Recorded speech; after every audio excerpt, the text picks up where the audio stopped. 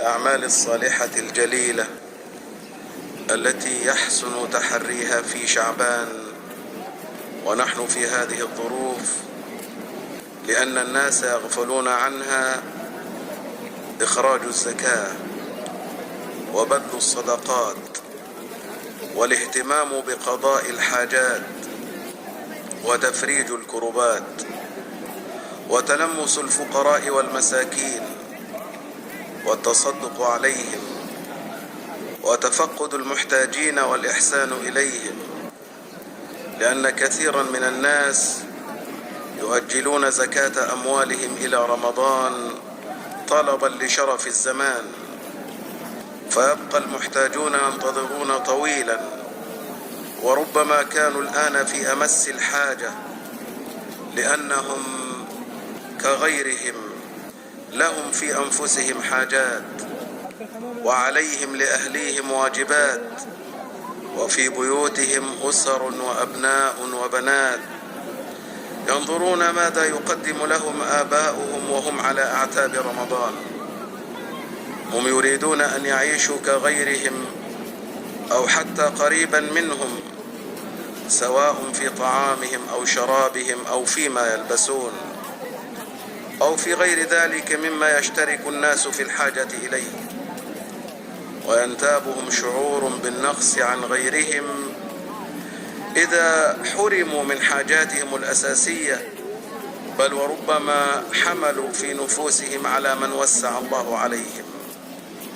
ولذلك فإن من أعظم الناس أجرا في هذه الأيام وهذه الظروف من مد بالخير يديه وبسط بالمعروف كفه، فسد حاجة ونفس كربة، أو يسر على معسر وفرج عن مهموم.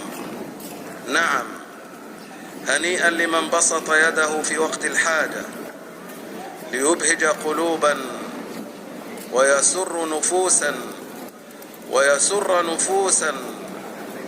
نفوسا ربما لم تسأل الناس إلحافا، يحسبهم الجاهل أغنياء من التعفف، ففي شكوى الفقير ابتلاء للغني، وفي انكسار الضعيف امتحان للقوي، وفي حاجة الملهوف اختبار لذوي الحاجة والسلطان.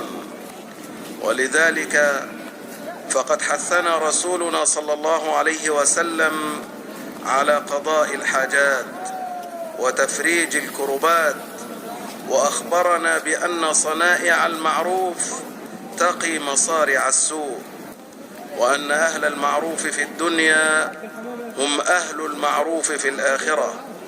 وقال صلى الله عليه وسلم: إنما يرحم الله من عباده الرحماء. نعم، اعلموا أن أهل المروءة والفضل لا ترضى لهم نفوسهم أن يروا مضطرا إلا أجابوه، ولا محتاجا إلا أعانوه، ولا ملهوفا إلا أغاثوه، بل إن من المصائب عندهم أن ينصرف الناس عنهم. نعم، إنهم يحبون أن يقبل الناس عليهم في هذه الأيام. نسأل الله تبارك وتعالى أن يزين الإيمان في قلوبنا جميعا، وأن يكره إلينا الكفر والعصيان، وأن يجعلنا من الراشدين.